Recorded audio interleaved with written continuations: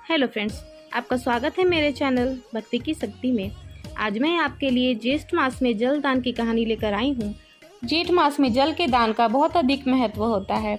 भीषण गर्मी के कारण कई लोगों को पीने का पानी भी नहीं मिल पाता है, इसलिए इस महीने में जल का दान करना अत्यंत लाभकारी बताया गया है।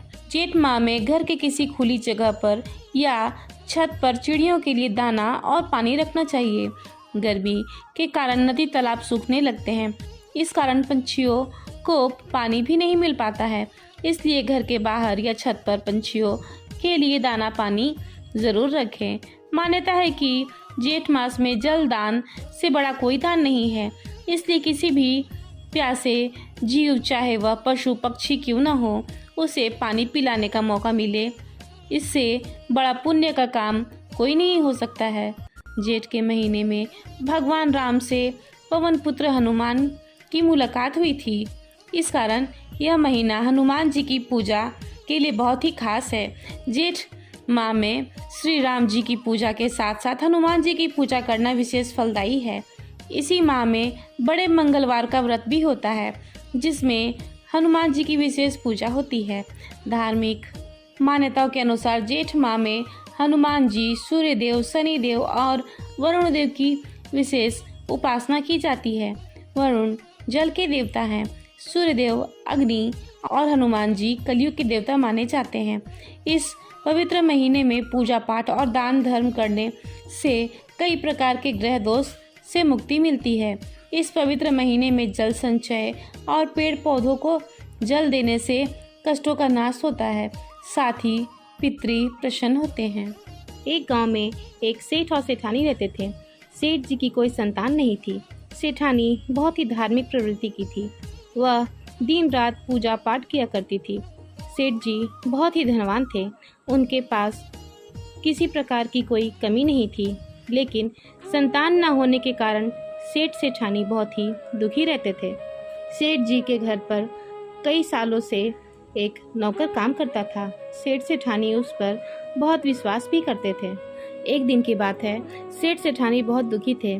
तब वह नौकर सेठ जी के पास आया और बोला, सेठ जी, आप संतान न होने के कारण बहुत दुखी हैं। मुझसे आपका यह दुख देखा नहीं जाता। मैं एक संत महात्मा को जानता हूँ, वे बहुत ज्ञानी हैं। वो संत आपकी समस्या का हल जरूर निकाल देंगे। आप अगर कहें तो मैं उनको यहाँ लेकर आऊँ। तब सेठ जी बोले, मैं तो बहुत निराश हो चुका हूँ। लगता है हमारे भाग्य में संतान सुख है ही नहीं। लेकिन फिर भी अगर तुम्हें लगता है कि वो संत हमारी समस्या का समाधान करेंगे और तुम्हें उन पर विश्वास है, तो तुम उन्हें जरूर लेकर आओ। नौकर ने कहा, ठीक है मालिक, और वह नौकर वहाँ से चला गया। कुछ दिन बाद वह नौकर उन संत महात्मा को लेकर सेठ जी के घर आए।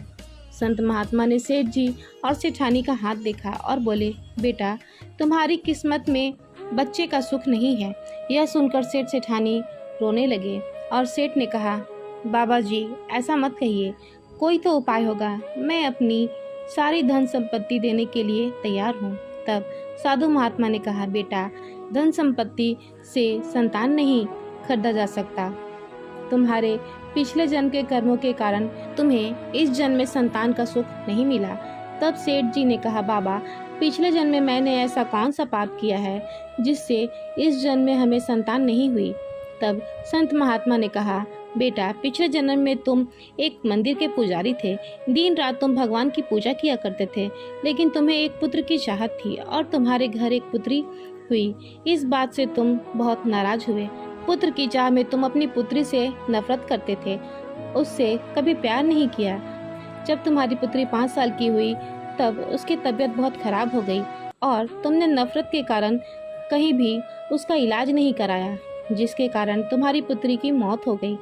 दिन रात भगवान की पूजा करने के कारण तुम्हें दौलत तो मिल गई, लेकिन पुत्र की चाह में तुम्हें कन्या की हत्या का दोष लग गया, जिस कारण इस जन्म में तुम्हारी कोई संतान नहीं है। यह सुनकर सेठ सेठानी को बहुत पश्चाताप हुआ और सेठ सेठानी बाबा के चरणों में गिर गए और बोले, हे बाबा, आप तो बहुत ज्ञानी हैं, कृपा करके इस पाप से बचने का कोई उपाय बताइए और हमें संतान सुख न मिले तो कोई बात नहीं, लेकिन हमें कन्या की हत्या के पाप से मुक्ति दिलाइए। हम कन्या हत्या के पाप के साथ जीवित नहीं रह सकते। तब साधु महात्मा ने कहा, एक उपाय है। पूरी ज्येष्ठ मास में प्रातः काल अपने घर से पैदल गंगा तट पर जाकर गंगा स्नान करो और वहीं बैठकर शुद्ध जल का दान करें और प्यासे को पानी पिलाओ, तो तुम्हें इस पाप से मुक्ति मिल जाएगी। ज्येष्ठ मास में जल दान महादान होता है और इस दान को करने से व्यक्ति के जन्म जन्म के पाप मिट जाते हैं। लेकिन यह काम संकल्प लेकर करना चाहिए। अगर बीच में यह काम करना छोड़ दिया तो तुम पाप के भागीदार बनोगे। साधु महात्मा की बात मानकर सेठ सेठानी ने पूरे जेठ मास में गंगा स्नान किया तथा जल दान किया, जिसके प्रभाव से सेठ सेठानी के सारे पाप नष्ट हो गए। जेठ मास में गंगा स्नान और जल के दान करने के पुण्य से सेठ जी के घर 1 साल बाद एक कन्या ने जन्म लिया। सेठ सेठानी बहुत खुश हुए और अपनी कन्या के साथ खुशी खुशी रहने लगे।